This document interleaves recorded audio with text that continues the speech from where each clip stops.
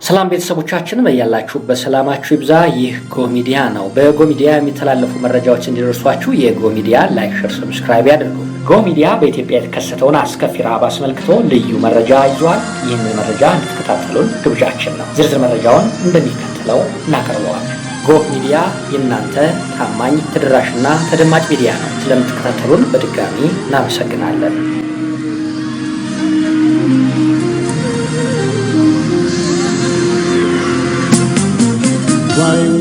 ዋይ ሲሉ የረሃብን ጉንፋን ሲስሉ ያዘንኩኝ በዓይኔ አይቼ ምን ላድርግ አለፍኳቸው ትቼ።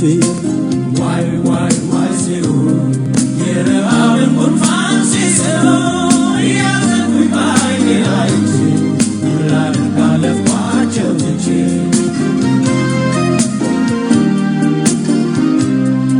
የብልጽግና አገዛዝ የረሃብ ፋብሪካ በሀገራችን በኢትዮጵያ ረሃብ ከተከሰተ ቆይቷል። ይህ ክፉ ስርዓት ለስልጣኔ ስጋት ሆኖብኛል የሚለውን የሰሜን ኢትዮጵያን ሕዝብ የረሃብ ምጣድ ላይ ጥዶ እየቆላው መሆኑ ለማንም የተሰወረ አይደለም። በተለይም በአማራ ክልልና በአንዳንድ ሌሎች አካባቢዎችም ቢሆን ሰው በረሃብ እየረገፈ መሆኑ ሀቅ ነው። ሕፃናት በእናታቸው እቅፍ ላይ እንዳሉ በረሃብ እያሸለቡ ነው። በረሃቡ ሳቢያ ራሳቸውን የሚያጠፉ ሰዎችም አሉ። ይህ ሁኔታ ይበልጥ አስከፊ የሆነው ደግሞ በከተሞች አካባቢ ሲሆን ለዚህም የአዲስ አበባ ከተማ አይነተኛ ተጠቃሽ ቦታ ሆነዋል። ዝርዝሩን እንደሚከተለው አቅርበናለን። በሀገራችን ኢትዮጵያ ውስጥ ድጋሚ በዓለም ህብረተሰብ ፊት አንገታችንን የሚያስደፋ ረሃብ መከሰቱና ያስከተለ ያለውንም ማህበራዊ ቀውስ ለመግለጽ ቃላት ብቻ አቅም ያላቸው አይመስሉም። ኢትዮጵያ በዓለም ብዙ የምትከበርበት ታሪክና ሀብት ያላት ሀገር በመሆኗ ህዝቦቿ በሀገርና በዓለም አቀፍ ደረጃ በሀገራቸው የሚኮሩባት ሀገር መሆኗ እየታወቀ እስካሁንም ድረስ ኢትዮጵያ በረሃብ ምሳሌነት የምትጠቀስ ሀገር ሆናለች።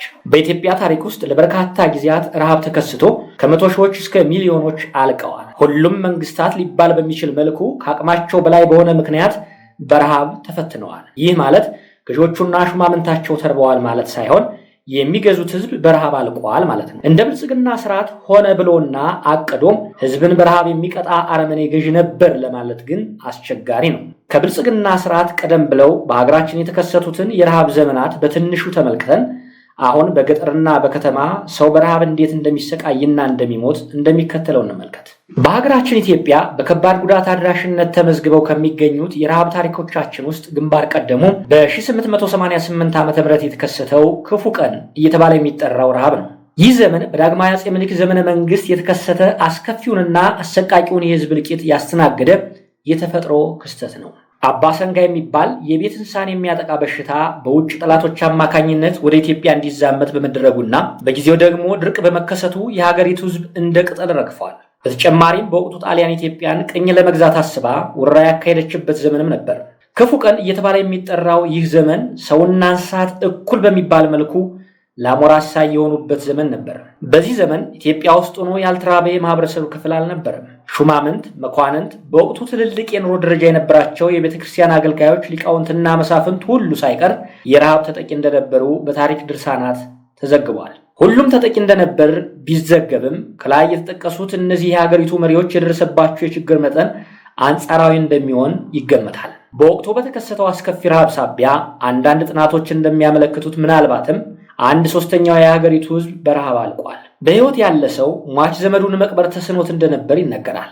አንድ ሰው የቅርብ ዘመዱን ለመቅበር የመቃብር ጉድጓድ ቆፍሮ አስክሬን ለማምጣት ዘወር ባለ ቅጽበት ሌላ ሰው ተቀብሮበት እንደሚያገኝም የታሪክ ድርሳናት ይናገራሉ።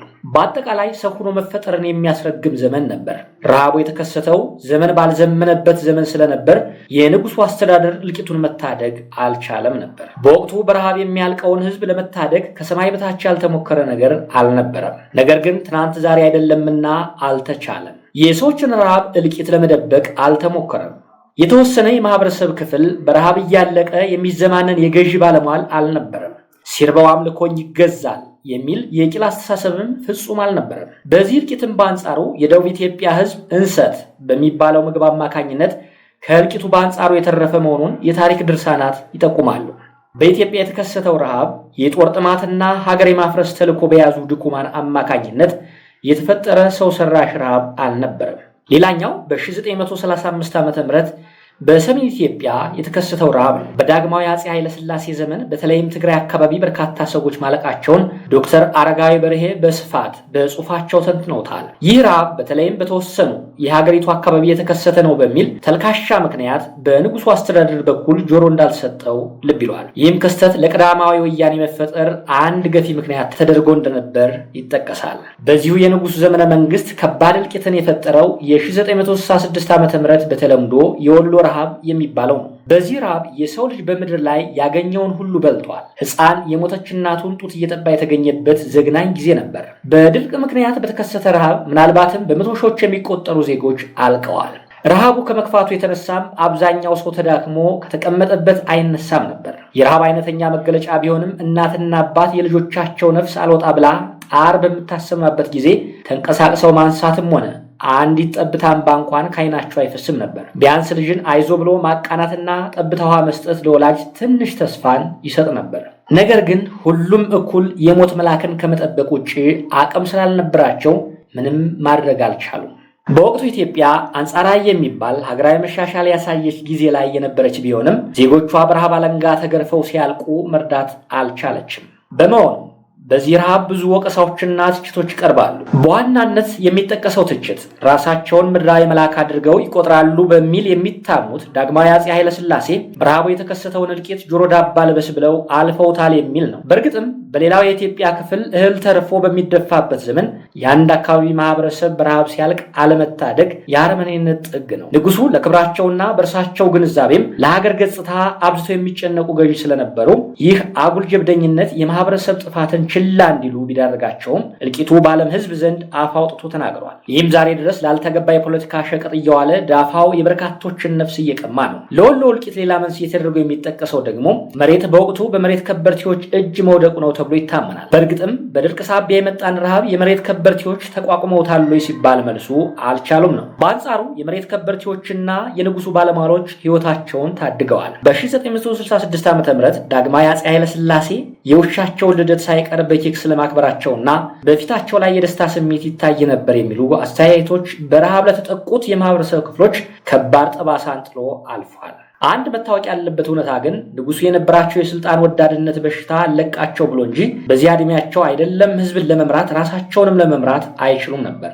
ድምር ውጤቱን ስናይ ግን በአንጻሩ በርካታ የሚባል የተማረ ኃይል በነበረበት ዘመን የአንድ የማህበረሰብ ክፍል በረሃብ ተጠብሶ ሲያልቅ መድረስ አለመቻል ንጉሳዊ አረመኔነትን ያረጋግጣል። ንጉሱን የሚያስወቅሳቸው ነገር ብዙ ቢሆንም አንድን ማህበረሰብ ለመጉዳት ከጭመኝነት የተነሳ ክፉ መንፈስ ተጠናውቷቸው ዜጎች እንዲያልቁ አላደረጉም። በቀጣይ የምንመለከተው ደግሞ በደርግ አገዛዝ ስርዓተ መንግስት ጊዜ የተከሰተውን የ1977 ዓ.ም ረሃብ ነው። የሰሜን ኢትዮጵያ ህዝብ ሰደድ እሳት እንደያዘው ጫካ ያለቀበት ረሃብ ነው። ራሱን ተራማጅና ሀገር ወዳድ አድርጎ የሚቆጥረው ወታደራዊ መንግስት ካለፉት ስርዓቶች ሳይማር በርካቶችን በረሃብ ጠብሶ ጨርሷቸዋል። በዚህ የረሃብ ወቅት ከተከሰቱ ክስተቶች መካከል አንድ ወጣት ለእናትና አባቱ በበርሚል ውሃ ሞልቶ መሰደዱንና ከስደት ሲመለስም እናትና አባቱ በርሚል ውስጥ ሞተው ስለመገኘታቸው ይነገራል። የደርግ አገዛዝ ወታደራዊ በመሆኑ ለእያንዳንዱ ነገር ሁሉ እንደ መፍትሄ የሚወስደው ነገር ዘመቻን ነበር። በእርግጥም በዚህ ዘመቻ በርካታ ኢትዮጵያውያን ከሰሜኑ ጫፍ ወደ ተለያዩ የሀገሪቱ ክፍሎች እንዲንቀሳቀሱ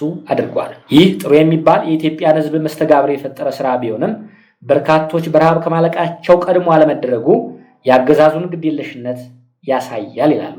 የሚያሳዝነው ጉዳይ የደርግ አገዛዝ 10ኛ አብዮታዊ ክብረ በዓል ለማክበር ምድር ተሰበሪ በሚልበት ወቅት ሚሊዮኖች በረሃብ ማለቃቸው ነው። ገዢዎች ለራሳቸው ድግስና ዝና በሚፈነጥዙበት ወቅት ህዝብ እንደ ቅጠል ይረግፍ ነበር። ወታደራዊ ገዢ ደርግ በጥይት የሚያረግፈው ዜጋ ሳያንስ በረሃብን በርካታውን ህዝብ ፈጅቶታል። የደርግ ወታደራዊ አገዛዝ የሰውን ልጅ ነፍስ ሲቀማ እፉዬ ገላ ሰውነቱ ላይ ያረፈበት ያህል አይሰማውም። ወታደራዊው ደርግ የድሃውን ልጅና የበርካታ ምሁራንን ነፍስ እንዳክረማ ቀጭቶታል። የደርግ ስርዓት በቂምና በበቀል የነደደ አረመኔ ስርዓት ነበር። ወታደራዊ ስርዓት ከመሆኑ ጋር ተያይዞ በስልጣኑ አካባቢ ይዞራሉ ያላቸውን ዜጎች ሁሉ እንደ ድንጋይ ወፍጮ አርቅቆ በልቷቸዋል። ይህንን እንደ ጀብድ የሚቆጥር ክፉ ስርዓት ለስልጣኔ ስጋት ነው የሚለውን የሰሜን ኢትዮጵያን ህዝብ የረሃብ ምጣድ ላይ ጥዶ አሳርሮታል። ወታደራዊ ደርግ ብዙ መጥፎ የሚባሉ ልማዶችን ያሰረጸ አገዛዝ ነበር። ከድርቅ ተላቃ በማታውቅ ሀገር በድርቅ ሚሊዮኖች በረገፉ ማግስት በትረ ስልጣን ነጥቆ የያዘ አገዛዝ በተጨማሪ ዜጎችን በረሃብ እንዲያልቁ የማድረጋቸው ታሪክም አንዱ የረሃብ ታሪካችን አካል። በእርግጥም ወያኔ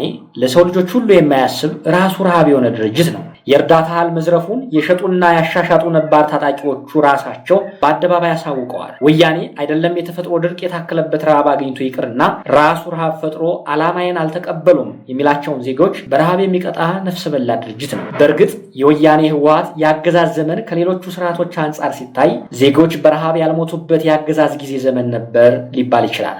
በመጨረሻም አሁን በርካቶች እያለቁበት ስላለው መንግስታዊ ረሃብ በዝርዝር ሀሳቦችን እናቀርባለን። ይህ ጎህ ሚዲያ ነው። ስለምትከታተሉን እናመሰግናለን። ሁላችንም እንደምንገነዘበው አሁን ኢትዮጵያን የሚዘውራት የነገድ አገዛዝ በኦሮሞ ብልጽግና ስብስቦች የሚመራው አብዝቶ ቂመኛ የሆነ አረመኔ ቡድን ነው። ሌላው የነገድ ስብስብ ደግሞ እበላባይ፣ ከርሳም፣ አጫፋሪና አሸርጓጅ ሰው መሳይ በሸንጎ እንጂ ፍሬ ያለው ስብስብ አይደለም። ሁሉንም የኢትዮጵያ ህዝብ እንደ ጠላቱ የሚያይ ከራሱ የተጣላ የወንበዴ ቅንጅት ነው። መንግስትነት በህዝብ ቁጣና ጉርምርምታ እንደ መብረቅ ድንገት ከሰማይ ወርዶ ያቆሰለው በቀለኛ ስብስብ ነው። መንግስትነት የኦሮሞ ብልጽግናን ስብስብ የያዘው እንጂ ስብስቡ መንግስትነትን የያዘ አካል አይደለም። የመንግስትነት ባህሪ አይደለም በእጃቸው ላይ ይቅርና በጎረቤት ሲያልፍ ያናገራቸው አይመስሉም። የኦሮሞ ብልጽግና ስብስብ አንሶ የሚያሳንስና የህዝብን አንገት የሚያስደፋ ተልካሻ ቡድን። በፖለቲካ ሚዛን ሲመዘን ምናልባት በሀገራችን ከ100 ዓመታት በፊት የነበረውን የአንዳንድ አካባቢ የጎሳ ገዢዎችን ባህሪ የሚያሳይ ነው። ይህ ቡድን ከአንድነት ይልቅ መበታተንን እንደ ትልቅ ድል የሚቆጥርና የሀያልነትን ትርጉምን አዛብቶ የሚረዳ ቀትረ ቀላል እና ጥራዝ ነጠቅ ኃይል ነው። ይህም የተዘበራረቀ አካሄዱ የብዱሻ ባህሪ እንዲኖረው አድርጎታል። የብዱሻ ባህሪ ደግሞ እስኪሞት ድረስ ያገኘውን ሁሉ መንከስና መመረዝ ስለሆነ መድኃኒቱን ያገኘ ተነካሽ በህይወት ይተርፋል፣ ካልሆነ ይሞታል ነው ነገሩ። ይህ ስርዓት ሰው ሰራሽ ረሃብ እያመረተ በመቶ ሺዎች የሚቆጠሩ ዜጎችን ገድሏል፣ እየገደለም ነው። እስኪ ከዚህ ቀጥሎ የብልጽግና አገዛዝ ረሃብን በመጠቀም የሚያካሄደውን የግድያ ስልቱን ዝርዝር ነጥቦችን እንመልከት። ባለፉት 3 እና 4 ዓመታት ብቻ እንኳን ራሱን የኦሮሞ ነጻነት ሰራዊት እያለ የሚጠራውና በአገዛዙ ሸኔ በሚል ስም በሽብርተኝነት የተፈረጀው ኃይል በተቆጣጠራቸው የወለጋ ዞኖች ቁጥራቸው ቀላል የማይባሉ ሰዎችን በረሃብ አውድሟል። አካባቢው ከኢንተርኔትና ከተለያዩ የህዝብ አገልግሎቶች እንዲርቅ በመደረጉና ሆነ ተብሎ የአርሶ አደሩ ሰብል በእሳት በመጋየቱ በርካቶች ሞተዋል። የሚያሳዝነው ነገር በዚህ ዘመን ጦርነት በወለደው ረሃብ በርካቶች ሲሞቱ ሞታቸው ሳይቀር ተደብቋል። በእርግጥ ይህን ያህል ቁጥር ያላቸው ዜጎች በረሃቡ ብቻ ሞተዋል ብሎ አሃዝ ማስቀመጥ አስቸጋሪ ቢሆንም ግን ሌላኛው ከዚሁ ክልል ሳንወጣ በርካቶች በረሃብ ያለቁበት ከዓመት በፊት የተከሰተው የቦረናው ድርቅ አይረሳም። የቦረናው ረሃብ በድርቅ ምክንያት የተከሰተ ቢሆንም በ21ኛው ክፍለ ዘመን ኢትዮጵያውያን በረሃብ ሲያልቁ ማየት እጅግ በጣም ያማል። የቦረናውን ረሃብ የዘመኑ ቴክኖሎጂ አጋልጦት እንጂ የአቶ ሽመልስ አብዲሳ አስተዳደር ማንም እንዲሰማበት አልፈልግም ነበር። የኦሮሞ ብልጽግና ግን በሺዎች የሚቆጠሩ እንስሳቶች መሞታቸውን ብቻ አርድቶ የሰዎቹን እልቂት እንዳልሰማ ለማለፍ ጥረት አድርጓል። በሶማሊያ ክልል ከ3 ዓመታት ገደማ በፊት በተከሰተ ድርቅ ሳቢያ የተወሰኑ ሰዎች ህይወታቸው አልፏል። የሶማሊያ ክልል የብልጽግና ስብስብ በአንጻሩ የተከሰተውን ችግር በግልጽ በመናገር ዜጎችን ከሞት ለመታደግ የሚችለውን ሁሉ አድርጓል። ይህ ስብስብ ቢያንስ እንደ ሌሎቹ ምስለኔዎች የህዝብ ሞት ለመደበቅ አልሞከረም። ሌላው አሁን በርካቶች እያለቁ የሚገኙበት የሰሜን ኢትዮጵያ ክፍል የአማራው ክልል ነው። እናቶች የሚያጠቡት ጡት ደርቆባቸው የታቀፏቸው ህጻናት በቅፋቸው ላይ እየሞቱ ነው። በተለይ በሰሜን ወሎ ዞን ላይ በመቶ ሺዎች የሚቆጠሩ ዜጎች በሞትና በህይወት መካከል ይገኛል። የኦሮሞ ብልጽግና ክንፍ በከፈተው ጦርነት ውስጥ እያለቀ የሚገኘው አማራ በረሃብም እየረገፈ ነው። ህጻናትና አዛውንቶች በየቀኑ በረሃብ ያለማቋረጥ የሚሞቱበት የሰቆጣን አካባቢ ማንም ሰው ዞሮ አላየው። የብልጽግና አገዛዝ ሀገሪቱ አሸብርቃለች የሚለውን እንጂ በረሃብ አለንጋ መገረፏን የሚነግረው ሰው አይፈልግም። ለአብነት ከ1 ዓመት በፊት በርካታ ሰዎች ያለቁበት በትግራይ ክልል የተከሰተውን ረሃብ የብልጽግና አገዛዝ ስም ማጥፋት በማለት አጣጥሎት እንደነበር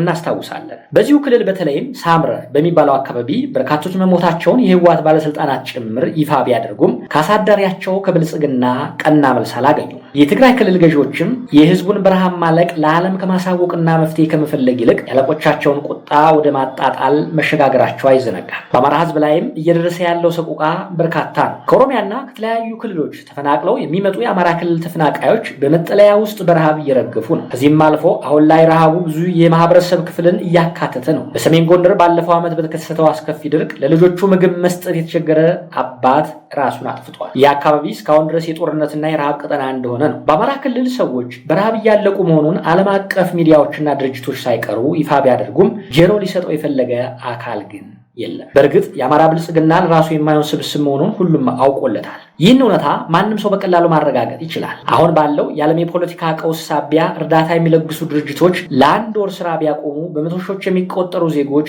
ሊሞቱ እንደሚችሉ መገመት ይቻላል። ይህ ረሃብ በብልጽግና አገዛዝ ጦርነት ሳቢያ የተወለደ ረሃብ ነው። እሳቤውም ለንግስና እንቅፋት ሆኖብኛል ያለውን ማህበረሰብ በረሃብ የመጨረስ እቅድ ነው። ረሃብ የጦር መሳሪያ ሆኖ ድሃ አርሶ አደሮችን እየገደለ ነው። በረሃብ ጦርነትን ማሸነፍ እንደሚቻል ቅዠታዊ እምነት ያለው ብልጽግና ህዝብ እየጨረሰ ነው። እርዳታ የሚያደርሱ ዜጎች ቢኖሩ እንኳን ቀጠናው የጦርነት ቀጠና በመሆኑ ስጋት ላይ ይጥላቸዋል። ባለፉት 7 ዓመታት ውስጥ በተለይም የኦህዴድ ክንፍ የሆነው የብልጽግና ስብስብ የኦሮሞ ማህበረሰብ ፈጣሪ እኔ ነኝ የሚል ቀጣፊነት ውስጥ ገብቷል። ይህ ስብስብ ስልጣኑን ለማስቀጠል ብቻና ብቻ በተሰላ መልኩ በዜጎች ላይ የሚፈጽማቸውን ቅጥፈቶች ሁሉ ለኦሮሞ ማህበረሰብ ጥቅም እንደሚፈጽማቸው አድርጎ ለማስረዳት ሞክረዋል። ዜጎችን ከመኖሪያ ቀያቸው ማፈናቀል፣ የመንግስት ሰራተኞችን ለዓመታት ካገለገሉበት የስራ ገበታቸው ማፈናቀል፣ ከገጠር እስከ ከተማ በተዘረጋው ህገወጥ ስር በሚያካሄዱ ስብስቦች የቅንጅት ሰንሰለት አማካኝነት ዜጎችን ማሰርና በህዝብ ላይ ጦርነት መክፈቱን ሁሉ የኦሮሞ ጥቅም ማረጋገጫ ነው የሚል በቅጥፈት የታጀለ ቅስቀሳ እያስተጋባ ነው። ይህ የብልጽግና ስብስብ እኩይ ተግባር የከተማ ውስጥ ረሃብ እንዲስፋፋ ምክንያት ሆነዋል። በዚህም የቀደምቷ ኢትዮጵያ ርዕሰ መዲና የአፍሪካውያን የአንድነት ከተማ የምትባለው የአዲስ አበባ ነዋሪዎች በረሃብ ከሚቀጡባቸው ከተሞች ግንባር ቀደም ሆናለች። አዲስ አበባ ከተማ መስራት የሚችል ዜጋ ሁሉ ለዕለት ጉርሱ የማይቸግርባት የሁሉ መኖሪያ የተባለች ከተማ ዛሬ ላይ ግን ለምኑ መብላት ሳይቀር ተከልክሎባታል። በተለያዩ የሀገሪቱ አካባቢዎች የተፈናቀሉ አርሶ አደሮች በአዲስ አበባ ጎዳናዎች ልጆቻቸውን ይዘው ይለምኑ ነበር። እነዚህ ተፈናቃይ አርሶ አደሮችና በሚከፈላቸው መንግስታዊ ደሞዝ ህይወታቸውን መምራት ያልቻሉ ዜጎች በልመና የከተማዋን ገጽታ አበላሽታቸዋል በሚል ለስርና ለእንግልት እየተዳረጉ ነው። ይህ ጭካኔ የተሞላበት ተግባር በተለይም በአዲስ አበባ ከተማ የተከሰተውን ረሃብ መጥፎ ደረጃ ላይ እንዲደርስ አድርጎታል። የኦሮሞ ብልጽግና ስብስብ ኦሮምኛ ተናጋሪው የህብረተሰብ ክፍል በአማርኛ ተናጋሪው በተለይም ደግሞ በአማራ ህብረተሰብ ክፍል አማካኝነት ጥቅሙን ተነጥቋል የሚል ኋላ ቀር አስተሳሰብ ያራምዳል። ይህን የተሳሳተ አመለካከት በተግባር መዋል ያስችላል ያለውን የማፈናቀል ተግባር ደግሞ ከገጠር አርሶ አደር እስከ መንግስት ቅጥረኛ ድረስ ስራ ላይ እያዋለው ይገኛል። በአዲስ አበባ ከተማ በተለያዩ የመንግስት መስሪያ ቤቶች ምናልባትም በ10 ሺዎች የሚቆጠሩ ዜጎች ከስራ ገበታቸው ተባረዋል። አዲስ አበባ ከተማ ውስጥ ነዋሪ የሆኑ የቤተሰብ አስተዳዳሪዎች ከስራ ገበታቸው በመባረራቸው በረሃብ አለንጋ እየተገረፉ ነው። ለሽያጭ ገበያ ላይ የሚውል የእያንዳንዱ ነገር የመግዣ ዋጋ ከአቅም በላይ በመሆኑ ቀደም ይደረግ እንደነበረው የተወሰኑ ሰዎችን ቀጥረው የሚያሰሩ ቀጣሪዎች ድርጅቶቻቸውን ዘግተዋል።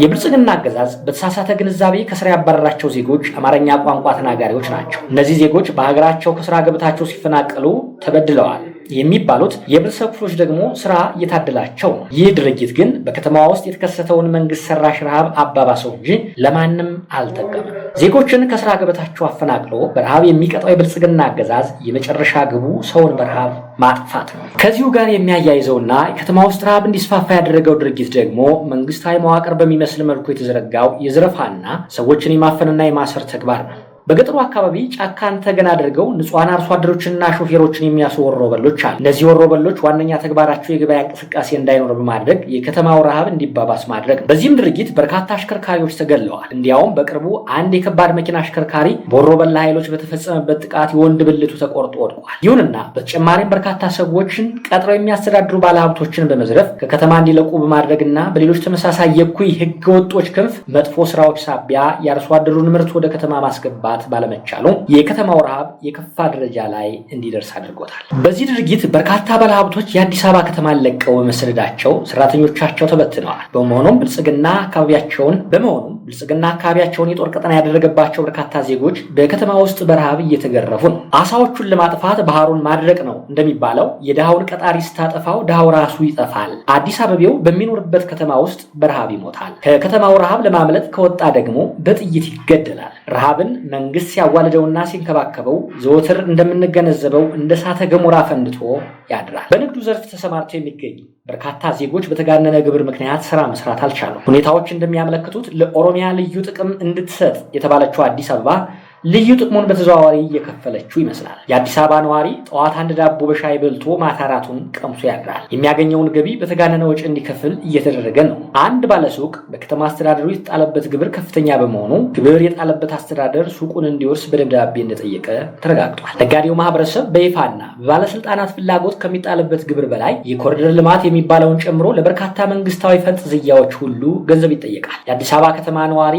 እንኳን ምግብ ይቅርና ውሃ ሳይቀር ይጠመዋል። አዲስ አበባ ውስጥ 1 ሊትር ውሃ 40 ብር ይሸጣል። ቤተሰብ ያለው ነጋዴ ህይወቱን መምራት ስላለበት ብቻ የመንግስትን አይን እያየ በየጊዜው የተጋነነ የዋጋ ጭማሪ ያደርጋል። አዲስ የተከሰተው የከተማ ረሃብ እንደ ጭራሮ እሳት በአንድ ጊዜ ቦግ ብሎ የሚያቃጥል አይደለም፣ እንደ ግንድ ቀስ አድርጎ የሚለበልም ነው እንጂ። ይህ የከተማ ረሃብ በብዙ ትልልቅ ከተሞች ዘንድ እየተስፋፋ መሆኑንም ልብ ይለዋል። በዚህ ጉዳይ ወደፊት ዝርዝር ነገር የምናቀርብ መሆኑን እያስገነዘብን የብልጽግና አገዛዝ ጦርነት ድግስ መሆኑንም እንጠቁማለን። በሰው ደም ሽር ጉዱ የሚደምቅለት የአረመኔ ስብስብ ብልጽግና ብቻ መሆኑ አጠያያቂ አይደለም። በክደቱ የሚታወቀው ይሁዳ የስሙ ትርጉም ታማኝ እንደሆነ ሁሉ የረሃብ ደሴቱ ስብስብ ስሙ ብልጽግና ነው። የብልጽግና ገዢዎች ራሳቸውን እንደ መጋቢ መልአክ መቁጠርና ከቻሉም መሆንን ያራምዳል። ይህ ስብስብ በረሃብ የደቀቀ ህዝብ መና እንዲለምናቸው ጽኑ ፍላጎት አላቸው። ህዝቡ ብልጽግና በሚለው የንጉሱ ቃል አማካኝነት መና ሲወርድለትና የአብይ አህመድ ጭፍሮች የተራዳይ ስራቸውን ሲከውኑ ዓለም በአድናቆት እንዲያየውም ይፈልጋሉ። ለዚህም ነው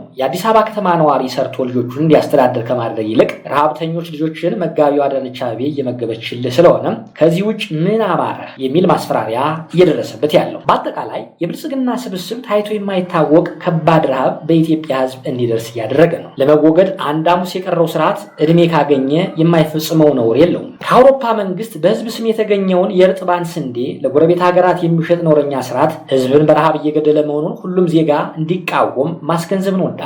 ከረሃብ ጦርነት ይሻላል የሚለው የሀገራችን ብሂልም ለመተግበር 11ኛው ሰዓት ላይ መድረሱን መግለጽ እንወዳለን። ዝግጅታችንን ስለተከታተላችሁ በእኛና በአድማጭ ተመልካቾቻችን ስም እናመሰግናለን። በቀጣይ እኒህንና መሰል የህዝብ ብሶቶችን በስርዓቱ የሚፈጸሙ በደሎችን ወደ እናንተ የምናደርስ መሆኑን መጠቆም እንወዳለን። ጎህ ሚዲያ ላይክ፣ ሼር፣ ሰብስክራይብ ማድረግ ቤተሰብ እንዲሆኑና ለሌሎች ወዳጅ ዘመዶችም እንዲያደርሱ ጠይቃል።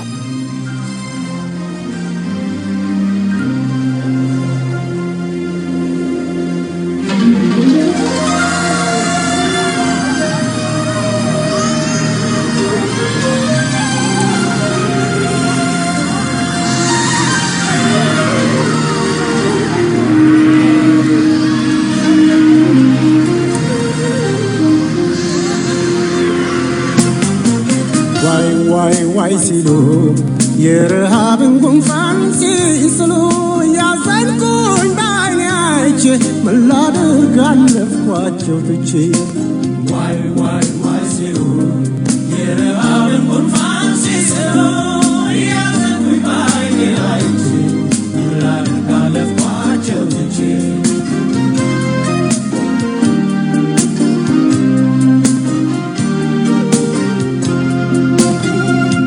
ወይ ማማ ወይ አባባ ነው ሲሉ ሆዴ ባባ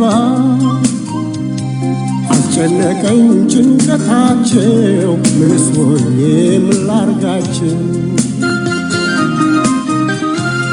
ሳያቸው አይኔ አፍጥጦ ተለየኝ ልቤ ደንግጦ ተብረከረከ ጉልበቴ ምን ላድርግ ዋድህነቴ።